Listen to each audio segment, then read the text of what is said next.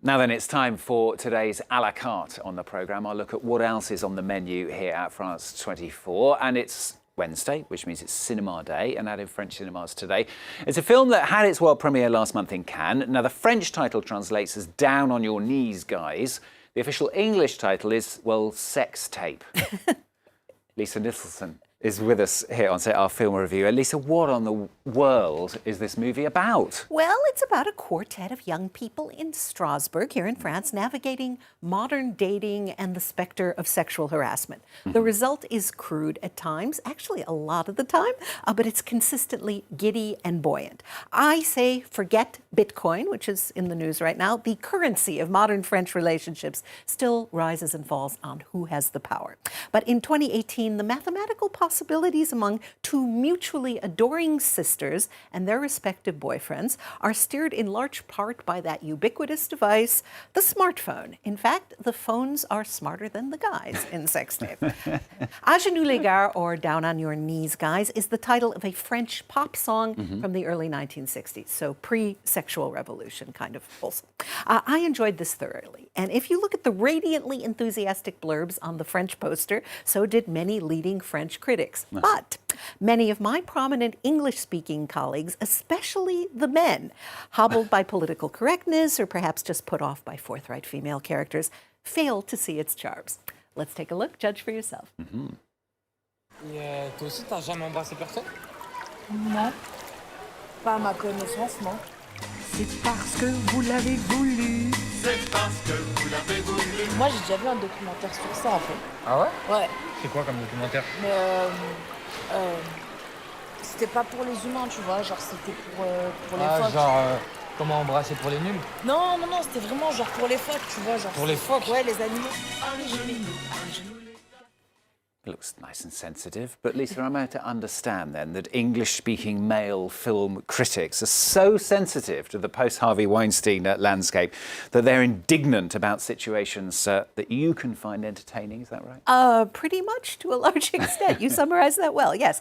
I am increasingly pained by the way identity politics and gender theory are seeping into the healthy sport of film criticism at an accelerated pace. They've always been there, of course. But what I like about this film is that it's told from a female point of view, for me convincingly, with a sort of elastic humor, but it happens to have been directed by a man who worked closely with his two female leads to make certain what they say and do rings true in today's France. So here are the film's fearlessly self-affirming young actresses describing the process of fashioning comic dialogue for dealing with the congenitally sexist males in their orbit. The scenario was 100 pages of mostly testimonies, a lot of personal stories and dialogues. So we worked on it for about 4 months, half of which was spent developing the dialogues. We took the situations and improvised with them. The director chose the funniest dialogue and worked it into the script. It was about 100 pages initially, and we ended up with 400 pages that we shot over the course of 18 days. Yes, Elisa, it does seem to be a truly collaborative effort, doesn't it? I mean, what, if anything, makes it specifically French? Well, that their antics take place during Ramadan, perhaps, and the protagonists are all Muslim teens. This funny, transgressive, and I think ultimately touching tale somehow sidesteps the sleaze factor while confronting blowjobs, muff diving, and spectacularly visible hard-ons. Does that sound crude? You should hear the way the cast talks. Now, I think this is an invaluable and frank conversation starter in the arena of what constitutes sexual harassment and what can be done about reducing it. It carries the relatively rare, for France, must be over age 16 rating for its release here, which is unfortunate because I think this film has excellent lessons to convey about consent. I wish I'd... Well, not I wish I'd. I'm glad Lisa said that. Was what I was trying to say.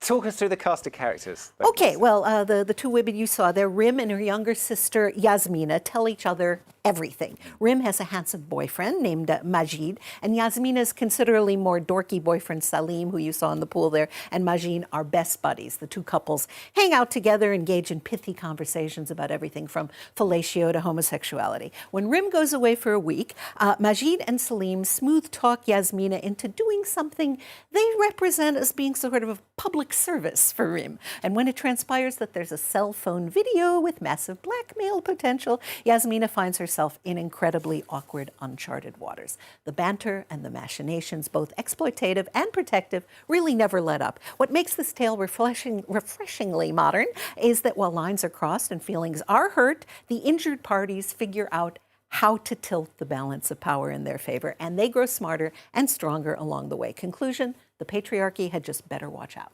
You know, you corrected yourself there. I think you were right before, by the sound of it, refreshingly. Refreshingly. It sounds like there's quite a lot of flesh in the film. Paging Dr. Freud, yes. Okay. Remind us what it's called again? It's called Sextape in English and Okay. A genoux les gars in French. If you fancy it, you know where to look. Thanks so much, Lisa. Lisa with our film review here on France 24. And that's all from today's A la Carte and from Live from Paris. Latest news, Rochelle will be here after the break. Refreshingly.